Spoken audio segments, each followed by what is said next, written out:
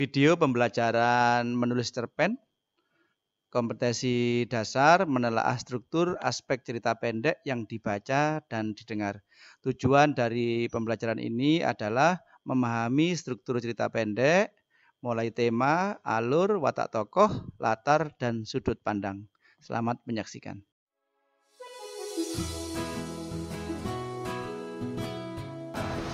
Assalamualaikum warahmatullahi wabarakatuh. Anak sekalian, pada pertemuan kali ini Pak Nur akan melanjutkan pelajaran pada pertemuan yang lalu, yakni menyimpulkan unsur-unsur dalam cerita pendek. Perlu saya ingatkan kembali, cerpen itu menceritakan satu pengalaman yang menarik dalam hidup.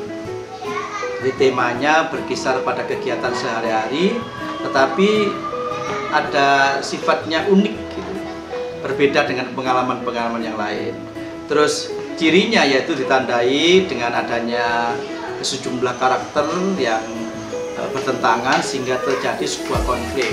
Nah, anak sekalian, pada pertemuan kali ini nanti Pak Nur akan menayangkan sebuah bacaan cerita pendek, judulnya Katak Telah Jadi Saya, karya Yudhistira Adinugraha. Nah, setelah kalian menyaksikan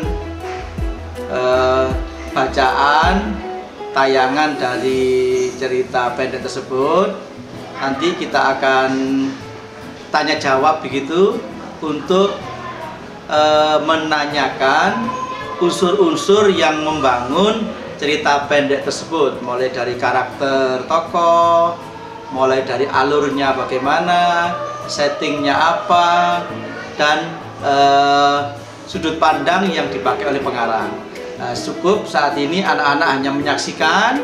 Setelah itu nanti di akhir pertemuan anak-anak menjawab pertanyaan dari Pak Nur seputar apa? Seputar unsur-unsur yang membangun cerita pendek tersebut. Selamat menyaksikan tayangan video yang akan kami tampilkan. Dulu-dulunya, baik kata orang, baik kata buku, saya ini adalah seekor katak.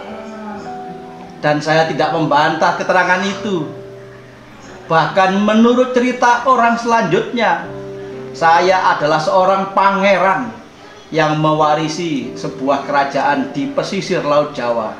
Itu pun wajar juga, jadi biarlah. Begini mulanya.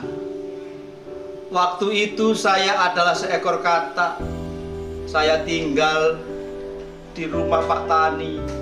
Pekerjaan saya tentu berceloteh kalau malam, siang hari bengong atau melompat-lompat.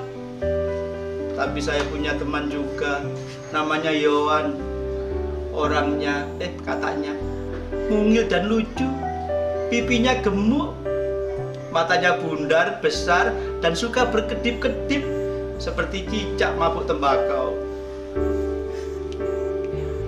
Lalu adalah wajar jika kemudian saya dendam tak alang kepalang pada makhluk gemuk yang dungu itu. Dan dendam itu semakin bertambah besar ketika saya menyadari bahwa bagaimanapun saya tak mungkin menggebrak si dungu itu karena badan saya kecil. Saya menyadari saya tak punya tenaga, dan satu-satunya cara adalah saya harus menjadi lembu. Saya tantang dia. Tetapi saya tak pernah terkabul doa saya. Sia-sia, usaha saya memang sia-sia. Saya tetap menjadi katak, dan lembu itu tetap petentang-petenteng ke sana kemari, hendak menginjak-injak saya. Anak sekalian, tadi sudah kalian saksikan tayangan cerpen yang saya bacakan beserta ilustrasinya itu.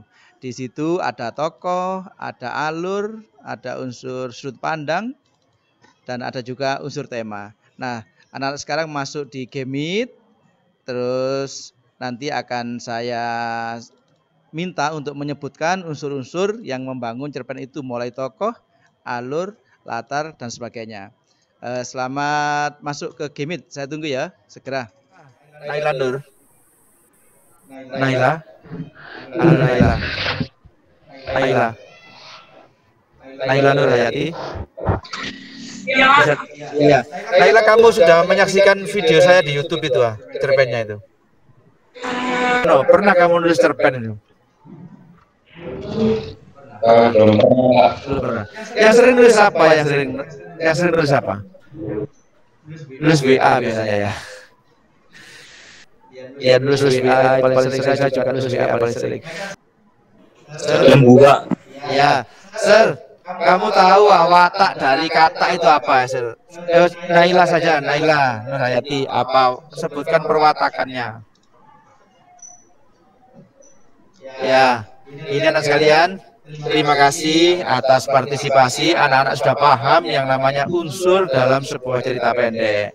Ini, setelah ini kegiatan belajarnya kamu lihat di biasa dalam pelajaran bahasa Indonesia, saya mesti mengirimi kamu cerita-cerita artikel yang inspiratif, gitu ya. Dan nanti ada tugas menyebutkan unsur-unsur dalam cerita pendek yang saya kirim. Terima kasih, selamat belajar. Tetap semangat sekalian ya.